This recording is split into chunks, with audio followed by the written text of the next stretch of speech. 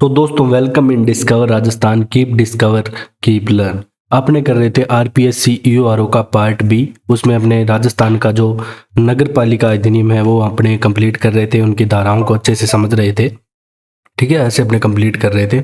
अब क्या है कि उसका हम क्या करने वाले हैं, यहाँ पे जो नगर पालिका और वित्त और नगर पालिका निधि है, इसका चैप्टर जो फोर्थ है वो करने वाले हैं। जो आपके सिलेबस में 3 चैप्टर है वो मैंने करा दिए सिलेबस के अकॉर्डिंग। वैसे तो ये फिफ्थ होता है, लेकिन सिलेबस के अकॉर्डिंग ये आपका फोर्थ टॉपिक है। तो आप देख सकते हो आपका जो फोर्थ टॉपिक है वो नगर पालिका वित्त और नगर पालिका निधि है। देखो दोस्तों, नाम से स्पष्ट है। पहले अपने को सभी चैप्टर के आपको नाम याद होने चाहिए, उसके अंदर अपने को पता होना चाहिए कहाँ से लेकर कहाँ तक धाराएं हैं। अब जैसे इसमें क्या है कि 76 से लेकर 89 तक 89 89 कै तक यहाँ पे धाराएं हैं। तो ये पता होगा तो अपने को थोड़ा सा अंदाजा होगा कि वित्त और निधि के बारे में किस में है, 76 से 89 तक धाराओं के अंतर्गत है। अभी अपने हर चीज़ को अच्छे से समझेंगे। ठीक है, रटना किसी को नहीं है, हर चीज़ को अच्छे से समझना है, जानना है।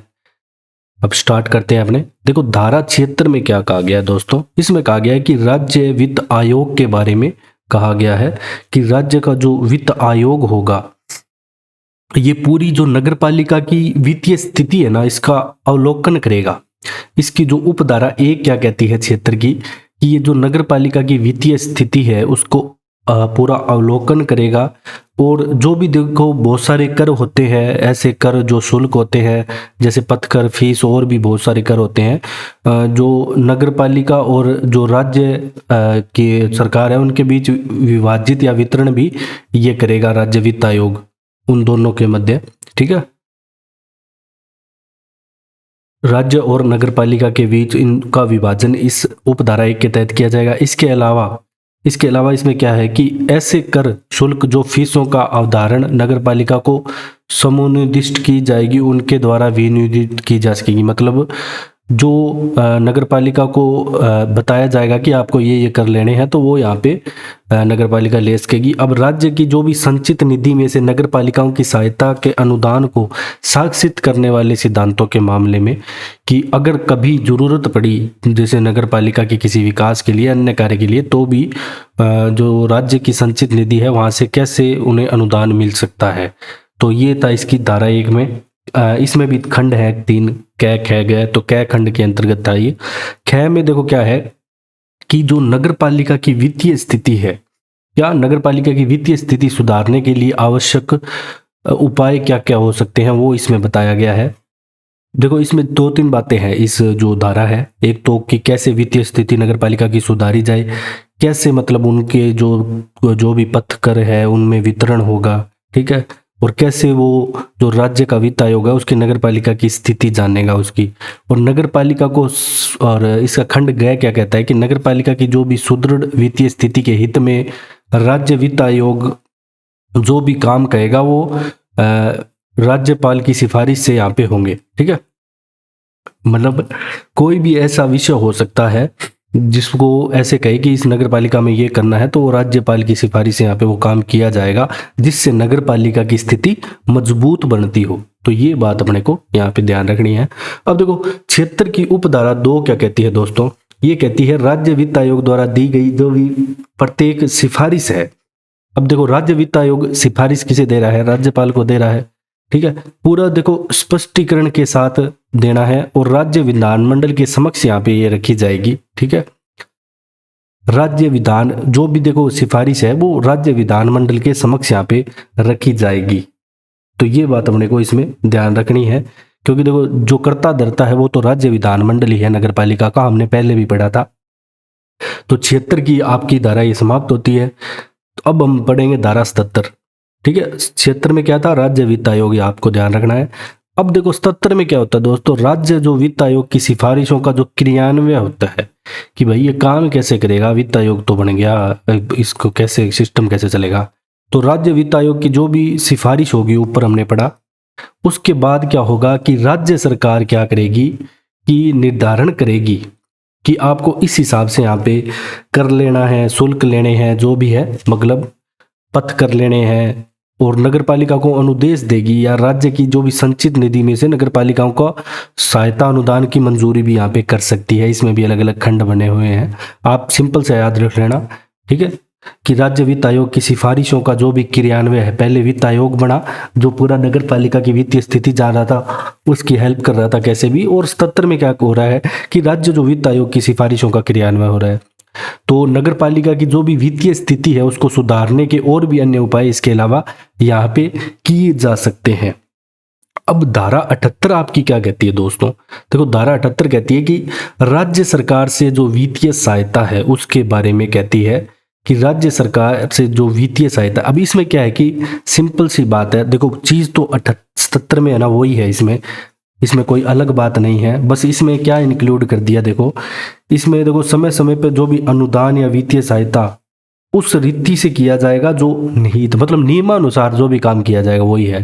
राज्य सरकार देखो जो भी अनुदान या वित्तीय सहायता है उस रीति जिसमें उपयोग किया जाएगा, इसमें जिसका उपयोग किया जाएगा निर्देश सहित या बिना प्रदान कर सकेगी। मतलब इसमें क्या होगा कि पूरा एकदम अधिनियम के अकॉर्डिंग चलना है। इसमें क्या करना है कि जो भी राज्य सरकार नगर पालिका को या तो निर्देश दे सकती है कि जैसे ये नगर पालिका है, इसको कह दिया कि आपको यहाँ पे 2 पार्क बनाने हैं, ठीक है, तो उनको यहाँ पे बनाने पड़ेंगे, उनको निर्देश दिए गए हैं, या डायरेक्ट भी दे सकती है नगर पालिका के विकास के लिए। सीधी सी बात ये है 78 की उपधारा 1 में। अब 78 की उपधारा 2 क्या कहती है दोस्तों? ये कहती है कि राज्य सरकार द्वारा देखो जो भी अनुदान या सहायता मिली है, ठीक है, अब जो भी ये सहायता अनुदान मिली है तो ये स्कीम अधिकतित कर सकेगी, एक स्कीम मतलब परियोजना तैयार कर सकेगी। इसमें जो भी शर्तें होंगी जारी करने की, ठीक है, जो भी अनुदान या सहायता जारी करने की शर्तें यहाँ पे सम्मिलित होंगी, ये बात ध्यान रखना। और जो भी ये प्रायोजन होगा नगर पालिका के विभिन्न वर्गों में विभाजित किया जाएगा, ठीक है। इसका मतलब क्या है कि जो भी नगर पालिका के अलग अलग डिपार्टमेंट है, मतलब विकास अलग अलग नगर पालिका में, जरूरी नहीं कि एक ही चीज़ का यहाँ पे विकास हो रहा है, सभी मतलब डिपार्टमेंट में अलग अलग, मतलब बहुत सारे काम होते हैं नगर पालिका में, तो सब में अलग अलग यहाँ पे वितरण किया जाएगा, ठीक है, नियम और शर्तों के अनुसार। अब इसकी जो उपधारा 3 क्या कहती है 78 की, ये देखेंगे हम। देखो 3 यहाँ पे कहती है कि जो भी राज्य सरकार देखो नगर पालिका को वार्षिक विकास योजना में जो भी सम्मिलित स्कीम है का संपूर्ण या अन्य थोड़ा बहुत भाग क्रियान्वयन के लिए यहाँ पे अनुदान भी दे सकती है। देखो इसमें क्या है कि कोई भी वार्षिक विकास मान लो योजना चल रही है नगर पालिका के लिए, तो राज्य सरकार क्या करेगी, जो भी स्कीम है इसका या तो पूर्ण भाग या कोई थोड़ा बहुत छोटा मोटा हिस्सा, मतलब 50% हो गया, कितना भी हो गया, 25% हो गया, अनुदान दे सकती है, ठीक है। कोई भी जैसे नगर पालिका योजना चलाती है तो उसमें राज्य सरकार द्वारा यहाँ पे संपूर्ण या भागता अनुदान भी दिया जा सकता है। ये बात 78 की उपधारा 3 में कही गई है। अब देखो दोस्तों जो 79 क्या कहती है, ये कहती है नगर पालिका निधि के बारे में, ठीक है। नगर पालिका निधि में क्या होगा, नगर पालिका में एक निधि बनेगी, ठीक है। निधि क्या होती है, पैसे वगैरह की, मतलब जो भी वहाँ पे इकट्ठा होगा वो कहाँ पे होगा, ये सिस्टम नगर पालिका निधि आपके 79 में है, आपको याद रखनी है। और इसमें क्या होगा, ये नाम निधि से ही होगा, और इसमें नगर पालिका द्वारा इस अधिनियम के प्रयोजन के लिए, मतलब जो अपना नगर पालिका अधिनियम 2009 है, बाद में संशोधित भी अपने ले सकते हैं, न्यास तय धारित किया जाएगा। मतलब अधिनियम के अधीन जो भी वसूल किया गया जितना भी धन, प्राप्त धन है, ठीक है, जो भी धन अधिनियम के अकॉर्डिंग नगर पालिका कैसे भी तरीके से वसूल करेगी, बहुत सारे तरीके होते हैं अपने अपने पड़े, कोई भी कर हो सकता है, पथकर हो सकते हैं, तो वो निधि में जमा किया जाएगा। ये बात इसमें 79 की उपधारा आपकी 1 में कही गई है, ठीक है। अब इसकी जो 79 की उपधारा 2 क्या कहती है, ये हम देखेंगे कि ऐसे निर्देशों को अध्याधीन रखते हुए जो राज्य सरकार इस निमित्त जारी करे, नगर पालिका की जो भी प्राप्तियां हैं, वे है, जो भी लेखा शीर्ष है, इसमें 2-3 लेखा शीर्षों के बारे में आपको बताऊंगा मैं, जिनमें जल निकास हो गया, मल वहन, ठोस अपशिष्ट प्रबंधन हो गया, सड़क विकास हो गया, गंदी बस्ती की सेवाएं होगी, ठीक है, वाणिज्यिक सेवाएं होगी, ये सारी चीज़ें इसमें इंक्लूड है। 79 के उपधारा 2 पढ़ रहे हैं।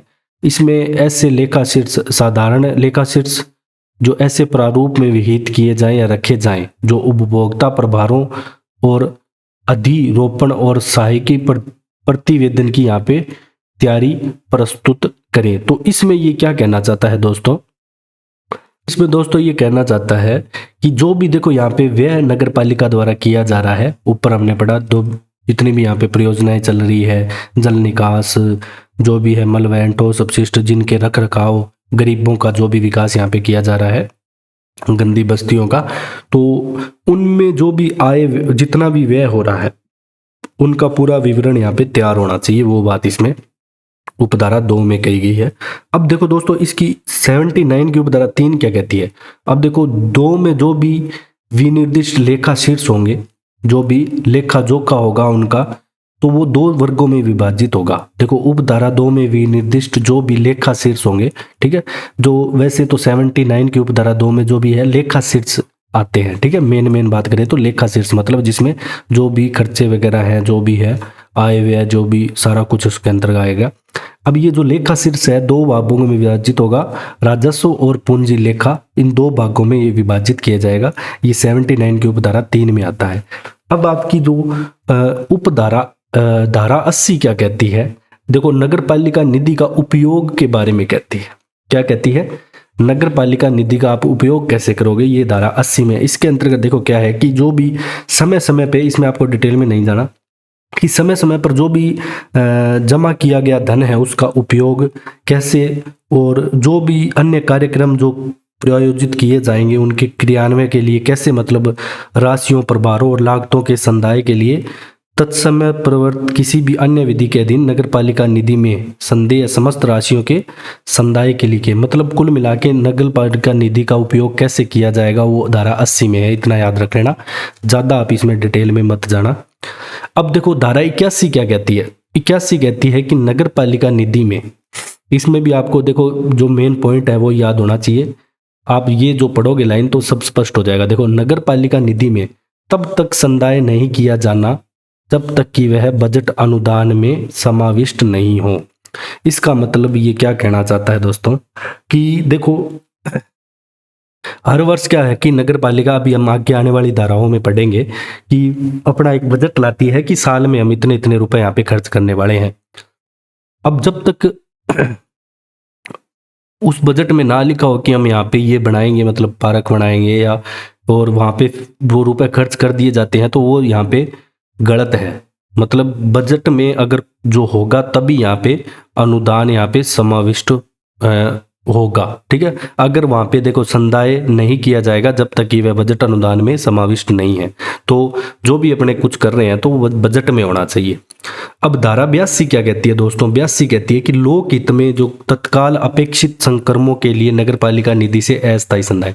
अब क्या होता है कि ऊपर वाली धारा में इसने कहा था कि बजट में हो, तो अब 82 में ये ऐसे बात पे इसमें ये कहता है कि मान लो देखो जैसे कोरोना आ गया, ऐसे तत्काल कोई ऐसी सहायता के लिए अपने को जरूरत पड़ सकती है राशि की, ठीक है। अब क्या होगा कि 82 की उपधारा 1 क्या कहती है, ये कहती है कि राज्य सरकार द्वारा लिखित, यहाँ पे अधिपेक्षा पर राज्य सरकार लिखित जारी करेगी नगर पालिका को किसी भी समय, कि अब यहाँ पे ये जैसे मान लो एग्जाम्पल ले लेते हैं कि बीमारी आ गई, तो यहाँ पे जो मुख्य नगर पालिका अधिकारी है ऐसे कार्यों का निष्पादन करेगा जो राज्य सरकार उसे लोकहित में तत्काल प्रभाव से यहाँ पे तुरंत यहाँ पे निर्देश देगी कि इसको तुरंत यहाँ पे किया जाए, ठीक है। मतलब जैसे कोरोना आया था उस प्रकार से अपने उसका बेस्ट एग्जाम्पल है, इसका ले सकते हैं। तो ऐसे कार्य के प्रयोजन के लिए जो नगर पालिका निधि है उसमें से यहाँ पे बिना हस्तक्षेप के संदाय किया जाएगा। संदाय किया जाना एक प्रकार से वो है धन दिया जाना, समझ सकते हो आप, उसका निधि का उपयोग किया जाना। अब 82 की उपधारा 2 क्या कहती है दोस्तों, जो 82 की उपधारा 2 कहती है कि इस प्रकार जो भी निष्पादित लागत है, मतलब नगर पालिका से अपने जो भी यूज कर ली, तो आनुपातिक स्थापन प्रभार राज्य सरकार द्वारा संदत्त किए जाएंगे। इसमें राज्य सरकार फिर आगे क्या करेगी, निर्धारित करेगी, और नगर पालिका निधि में जमा किए जाएंगे राज्य सरकार द्वारा। यहाँ पे इनको मतलब जो भी है कुछ, मतलब उनकी जो राज्य सरकार की संचित निधि है उसमें से भी या अन्य तरीके से किसी भी प्रकार से यहाँ पे अनुदान दिया जा सकता है नगर पालिका को 82 की उपधारा 2 के अंतर्गत। अब देखो दोस्तों नेक्स्ट हम धारा 83 की बात करेंगे। 83 क्या कहती है कि नगर पालिका की सीमाओं के बाहर व्यय उपगत करने की शक्ति। सीधी सी बात है, देखो नगर पालिका के जैसे कोई आसपास का यहाँ पे क्षेत्र आ रहा है, ठीक है, इसमें क्या होगा कि किसी बात के मान लो कुछ अर्जेंट हो गया, मतलब ऐसा स्थिति ऐसी बन गई कि उसको नगर पालिका को, जैसे ये नगर पालिका की सीमा है इतनी इतनी, तो इस क्षेत्र में यहाँ पे उनको साथ लेना पड़ रहा है इस क्षेत्र को, तो इस क्षेत्र में भी वह अपने रूपक से मतलब नियमों के, अधिनियम के उपबंधों के अध्ययन रहते हुए यहाँ पे विकास कर सकेगी। कुल मिला के बात धारा 83 में यही है कि सीमाओं से बाहर भी वह उपबद्ध करने की शक्ति नगर पालिका के पास है, कि सीमाओं से बाहर भी वह कर सकती है। अब धारा 84 क्या कहती है दोस्तों, जो भी देखो विनिर्दिष्ट प्रायोजन है के लिए नगर पालिका की निधि का अनन्य उपयोग, इसका मतलब क्या है कि 84 की धारा उपधारा 1 में जानते हैं अपने कि 84 की उपधारा 1 क्या कहती है। देखो, राज्य सरकार द्वारा जो भी विनिर्दिष्ट कर्तव्यों के पालन के लिए, ठीक है, जो भी राज्य सरकार निर्देश देती है नगर पालिका को, उसके अनुसार कार्य करना नगर पालिका का यहाँ पे कर्तव्य होगा। जो भी मतलब धन का उपयोग वगैरह जैसे भी है, विकास वगैरह भी कह सकते हैं हम, तो वो नगर पालिका राज्य सरकार के अध्ययन रहते हुए उन कर्तव्यों का पालन करेगी। अब 84 की उपधारा 2 क्या कहती है, राज्य सरकार देखो जो उपधारा 1 के प्रायोजन के लिए जो भी कार्य करवाएगी, तो विभिन्न वर्गों नगर पालिकाओं के लिए नियम बना सकेगी, ठीक है, कि आपको इस वर्ग में मतलब यहाँ पे सड़कों में करना है, विद्युत में, स्वास्थ्य में, और भी बहुत सारी जो हमने पहले पढ़े हैं, किसी भी मतलब वर्ग में हो सकता है। तो विभिन्न वर्गों के लिए यहाँ पे नियम बनाए जाएंगे 84 की उपधारा 2 में। अब धारा 85 क्या कहती है, लेखाओं का प्रचालन, ठीक है, जो लेखाओं का प्रचालन है, देखो इसमें क्या होगा, अधिनियम के उपबंधों के अध्ययन रहना होगा। ये देखो ये बातें ना आपको अभी रट्टी जानी चाहिए, याद हो जानी चाहिए कि देखो जो भी काम करेगी कोई भी नगर पालिका, तो वो अधिनियम के उपबंधों के अध्ययन रहते हुए करेगी। अगर अपने ये हटा देना तो अपने और जल्दी हो सकता है, यहाँ पे मैं शॉर्ट में लिख सकता हूँ, लेकिन अपने को थोड़ा सा इसलिए अपने को लिखना पड़ रहा है ताकि आपके काम आए नोट्स भी। अगर नगर पालिका निधि में संदाय ऐसी रीति से किया जाएगा, देखो जो भी नगर पालिका निधि में से धन वगैरह निकाला जाएगा या कैसे भी यूज किया जाएगा, आएगा जाएगा, वो राज्य सरकार में बनाए गए नियमों के तहत यहाँ पे किया जाएगा। तो सीधी सी बात यहाँ पे यही है कि जो नियम है लेखाओं का प्रचालन, वो राज्य सरकार द्वारा बनाए गए नियमों के अनुसार ही होगा, जो भी लेखा जोखा उसके अंतर्गत होगा। अब देखो क्या कई बार क्या होता है कि धन फालतू बच जाता है, अधिशेष धन का विनिधान, मतलब धन फालतू हो गया तो उसका क्या करें, ठीक है। अब 86 की उपधारा 1 क्या कहती है, अधिशेष धन का मतलब यही होता है। अब नगर पालिका निधि के लेखा शीर्षों में जमा अधिशेष धन, देखो 2 प्रकार के हमने पढ़े थे, ठीक है, लेखा शीर्ष और एक और पढ़ा था जो सीधा था धन वाला।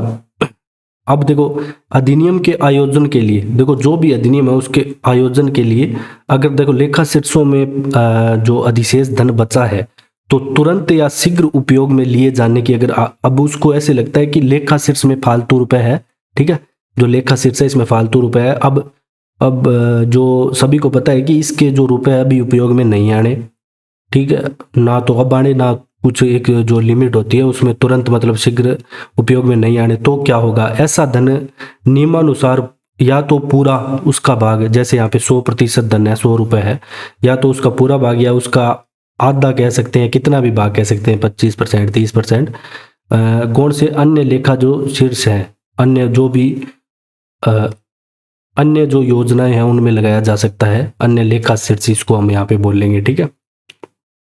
अब क्या होता है नेक्स्ट, इसमें एक कंडीशन है, ये इसमें क्या कंडीशन है कि अगर वाणिज्यिक परियोजना लेखा है के अंतर्गत अधिशेष धन है, तो वो नगर पालिका निधि के सामान्य लेख में अंतरित नहीं किया जा सकेगा, तो वो आप कोई भी अन्य मतलब लेखे शीर्ष में अंतरित नहीं कर सकते अगर वाणिज्यिक परियोजना लेखा में अंतरित अधिशेष धन है। तो ये ध्यान रखना है आपको कि वाणिज्यिक परियोजना लेखा में अंतरित जो अधिशेष धन है वो कहीं भी अंतरित नहीं होगा, ये बात आपको यहाँ पे याद रखनी है। 86 की उपधारा 2 क्या कहती है, देखो जो भी उपधारा 2 यहाँ पे कहती है कि जो भी अधिशेष धन है वो उपधारा 1 के अधीन अंतरित नहीं किया गया, मान लो कि अन्य शीर्षों में अंतरित नहीं किया गया, मतलब नहीं बांटा गया, तो राज्य सरकार क्या करेगी, एक अनुमोदित लोक प्रतिभूतियों का लघु बचत स्कीमों में विनियोजित किया जा सकेगा, ठीक है, जो राज्य सरकार द्वारा जो भी स्कीमें वगैरह चलाई जाएगी। इसके अलावा देखो क्या होगा, एक अनुसूचित जो बैंक है, नगर पालिका द्वारा आधारित जो भी बैंक है उसमें ब्याज के लिए जमा कराया जा सकेगा, कम से कम उसका ब्याज तो बन जाए। ठीक है, वो धन पड़ा न रहे, मतलब किसी ना किसी काम आ रहा है, बढ़ तो रहा है धन। तो 86 की धारा 3 क्या कहती है, अगर देखो अब जो जमा कराया धन उसमें लाभ होती है, हानि होती है, यथास्थिति है, जो विकलित किया जाएगा, और भी वो मतलब जो भी स्थिति होगी वो वहाँ पे सर्वमान्य होगी नगर पालिका के द्वारा। ठीक है, देखो इसमें क्या है कि जो भी यथापूर्वक विनिधान से जो भी लाभ हानि हुई हो उस खाते में, या जिससे ऐसा कोई लाभ हानि संबंधित है, जमा यथास्थिति या विकलित किया जाएगा। अब धारा 87 क्या कहती है दोस्तों, नगर पालिका का बजट प्राकलन तैयार करना। अब देखो क्या है कि 87 से अपना बजट तैयार होना शुरू हो जाएगा, 87 से 89 में बजट के बारे में बात होगी। ठीक है, देखो नगर पालिका का जो भी बजट प्राकलन तैयार करना है वो आता है धारा 87 में। 87 एक जो इसकी उपधारा है 187 की, ये क्या कहती है कि जो मुख्य नगर पालिका अधिकारी है प्रत्येक वर्ष 15 जनवरी से पूर्व, ये ध्यान रखना है अपने को, ये मोस्ट इंपॉर्टेंट बात है कि 15 जनवरी से यहाँ पे पहले, ठीक है, आगामी वर्ष के लिए बजट प्राकलन पूरा तैयार करेगा। ठीक है, और नगर पालिका की स्थापन की अनुसूची तैयार करेगा। ये दो काम यहाँ पे ये करेगा। ठीक है, ये दो काम इसके द्वारा यहाँ पे किए जाएंगे, ये ध्यान रखना। आगामी वर्ष के लिए बजट प्राकलन और नगर पालिका के स्थापन की अनुसूची तैयार किएगा 15 जनवरी से पहले। अब जो ऐसा बजट है वो नगर पालिका, ये एनपी मतलब नगर पालिका है, आय और व्यय का यहाँ पे प्राकलन भी होगा इसमें, कि कितने नगर पालिका के मतलब रुपए लगे हैं, कितना मतलब खर्चा किया है, कहाँ कहाँ लगा है, सारा आय व्यय का ब्यौरा यहाँ पे देना पड़ेगा। अब देखो 87 की उपधारा 2 क्या कहती है।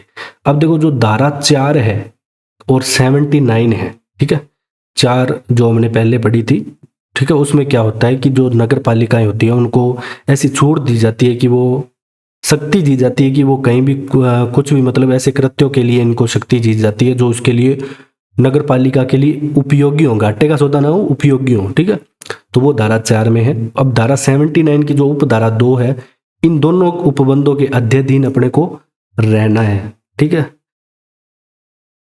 अब इनके अध्ययन रहते हुए जो भी देखो बजट प्राकलन विभिन्न लेखा शीर्षों के संबंध में नगर पालिका द्वारा जो भी प्राप्त की जाने वाली आय व्यय उपगत व्यय को पृथक पृथक वर्णित करेगा। अब सिंपल सी अगर बात बताऊं तो 87 की उपधारा आपके 2 में यही है कि देखो जो भी नगर पालिका द्वारा प्राप्त आय है, मतलब जिसको जो भी व्यय हुआ है वो अलग वर्णित करेगा, और जो भी उपगत मतलब धन है जो कमाया है नगर पालिका ने, वो कैसे भी हो सकता है क्रय विक्रय करके, तो वो अलग से वहां पे वर्णित करेगा दोनों को, तो वो इसमें है। अब 87 की उपधारा 3 क्या कहती है, देखो बजट प्राकलन में उन दरों को वर्णित किया जाएगा, उन दरों को वर्णित किया जाएगा जिन पर अगले वर्ष नगर पालिका द्वारा विभिन्न कर, अधिकार, उपकर और फीस उद्ग्रहित की जाएगी। मतलब उसमें भी पूरे साल, आने वाले जो साल में जो जो कर लिए जाएंगे वो सारी चीजें यहाँ पे वो मेंशन करेगा। ठीक है, ये 87 की उपधारा 4 कहती है। अब 87 की उपधारा 3 कहती है वो, और 4 क्या कहती है कि जो बजट प्राकलन है अगले वर्ष में उधार के रूप में ली जाने वाली राशि वर्णित करेगा। देखो कई बार क्या होता है कि जरूरी नहीं कि सब कुछ प्रॉफिट में चल रहा हो, घाटे में भी हो सकता है, तो उधारी जो राशि ली जाएगी वो भी यहाँ पे वर्णित की जाएगी। और कई बार ऐसे हो सकता है अगर घाटे में नहीं भी चल रहा है तो भी नगर पालिका को ऐसा लग सकता है कि इस वर्ष अपने रुपए ज्यादा लगने वाले हैं, तो इतने अपने उधार भी ले सकते हैं। राज्य सरकार भी जब भी अपना बजट जारी करती है, आर्थिक समीक्षा करती है, सब बताती है कि हमारा इतना आगे इतने घाटे में रहेंगे, अब इतने फायदे में है, तो वैसे ही नगर पालिका में है। अब जो 87 की उपधारा 5 है ना, ये क्या कहती है, देखो अब अध्यक्ष है ना, अब अध्यक्ष एक ऐसी तारीख जो 31 जनवरी के तो बाद की न हो, ठीक है, ध्यान से सुनना, और कार्यपालिक समिति द्वारा नियत किया जाएगा। जो भी जो तारीख है वो कार्यपालिक समिति यहाँ पे नियत करेगी। उसमें क्या है कि बजट प्राकलन प्रस्तुत करेगा अध्यक्ष। कौन प्रस्तुत करेगा, अध्यक्ष यहाँ पे बजट प्राकलन प्रस्तुत करेगा। अब 31 से पहले करेगा, ये बात अपने को ध्यान है, ठीक है, ऊपर मैंने लिखी हुई है। अब अध्यक्ष यहाँ पे बजट प्राकलन प्रस्तुत करेगा, तो पारित करने की जब बात आएगी ना, तो वो 15 फरवरी से पहले नगर पालिका में पारित किया जाएगा। जो भी बजट प्राकलन है, देखो ठीक है, जो भी बजट प्राकलन है अगर पारित करने की बात आएगी तो वो 15 फरवरी से पहले किया जाएगा। अब इसमें भी एक कंडीशन आती है, वो आगे देखेंगे हम आने वाली धाराओं में। अब देखो इसकी उपधारा 6 क्या कहती है 87 की, कि बजट प्राकलन ऐसे प्रारूप व रीति से तैयार किया जाएगा जो विहित के, ये तो बार बार में वही बात आ रही है कि जो भी काम किया जाएगा अधिनियम के तहत विहित रीति से किया जाएगा, तो वो 6 में है कि बजट प्राकलन विहित रीति से किया जाएगा, वो धारा 6 में।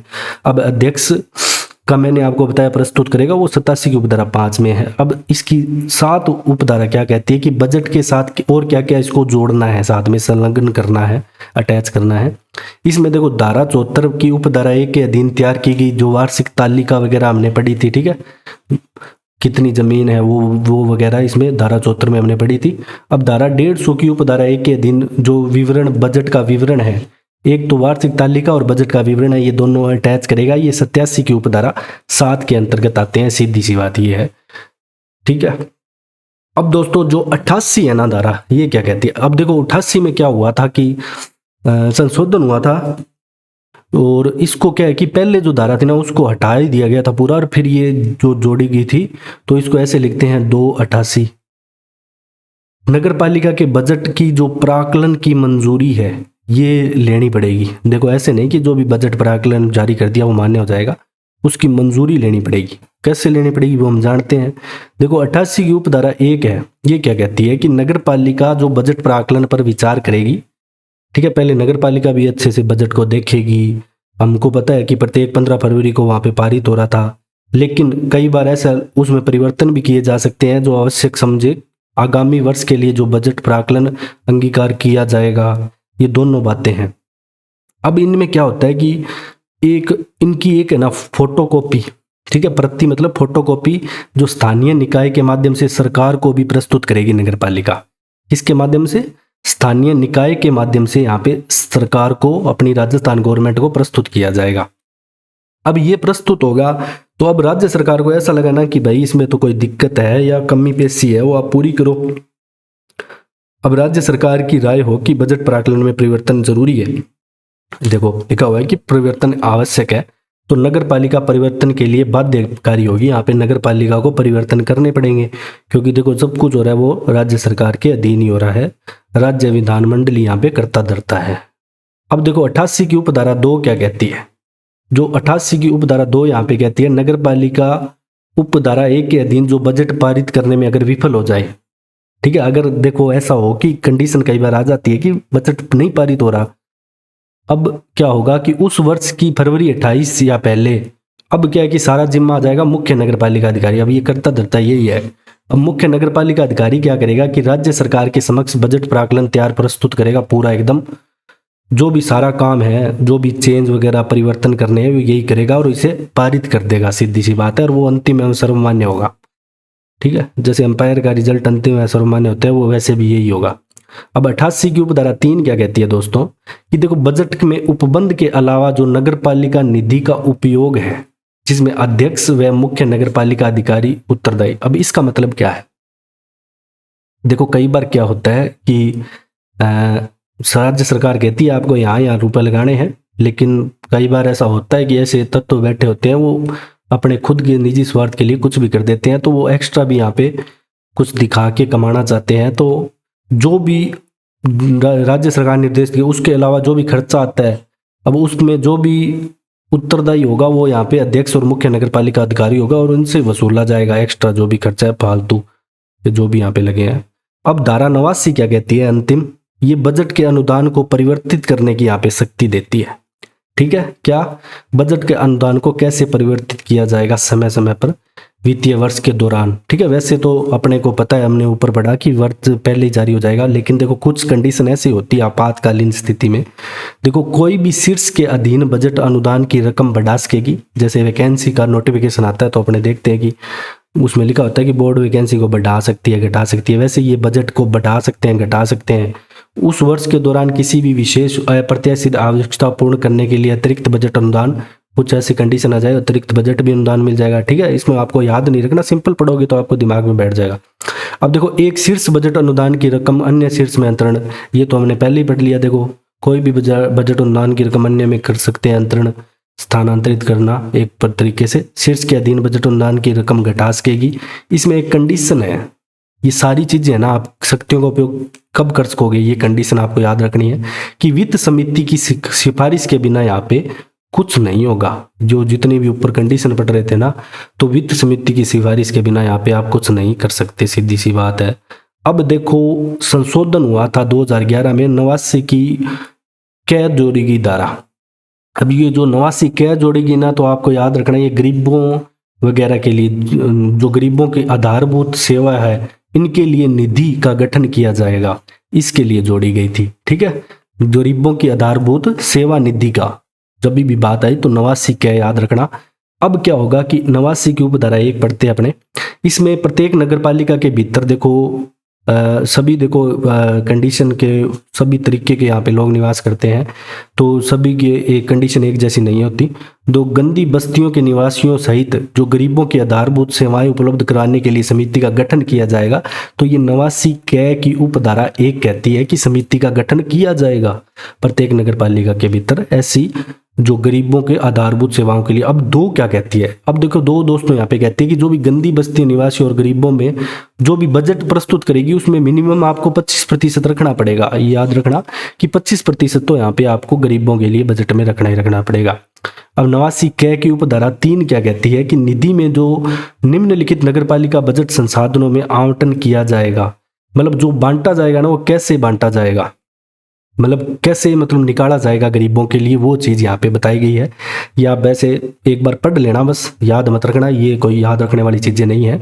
देखो नगर पालिका स्वयं के राजस्व संसाधन जैसे कर फीस उनमें से निकाल सकती है, इनके लिए समोन्देशी राजस्व केंद्रीय राज्य वित्त आयोग के अन्य सरकारी यंत्रण गरीबों सेवाओं के लिए संगठन जो भी संगठन वगैरह भी दान देते हैं। इसके अलावा बाह्य रूप से भी बहुत सारी सहायता मिलती है गरीबों के लिए। ठीक है, एनजीओ वगैरह भी खुले होते हैं, अन्य संसाधन जो नगर पालिका अवधारित करे। अब जो 89 कै की उपधारा 4 क्या कहती है, जो निधि होगी वो राष्ट्रीयकृत बैंक मतलब गवर्नमेंट बैंक के खाते में रखी जाएगी। यहाँ पे एक कोई गवर्नमेंट बैंक नगर पालिका निर्धारित भी जाएगी, उसमें ये निधि रखी जाएगी गरीबों के लिए जो है।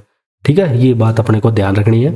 तो 89 कै हम पढ़ रहे हैं, ये बात भी आप दिमाग में बिठाते चलना। 89 कै की उपधारा 5 क्या कहती है कि निधि लेखों के जो भी प्रचालन के लिए राष्ट्रीय नगरपालिका लेखा निर्देशिका जारी करेगी। ठीक है, उसके अनुसार ही उसका लेखा जोखा रखा जाएगा। और इसकी उपधारा 6 89 कै की कहती है कि निधि के आवंटन का पूरा ब्यौरा भी यहाँ पे रखा जाएगा। अब जो अधिनियम के उपबंध वो इस धारा के अधीन गठित निधि पर लागू होंगे। तो ये तो 7 जो लास्ट वाली होती है, तो इसमें यही होता है कि जो भी काम होगा वो अधिनियमों के उपबंधों के अधीन ही होगा। ठीक है, जो भी निधि गठित होगी यहाँ पे गरीबों के लिए वो अधिनियम के अकॉर्डिंग ही चलेगी।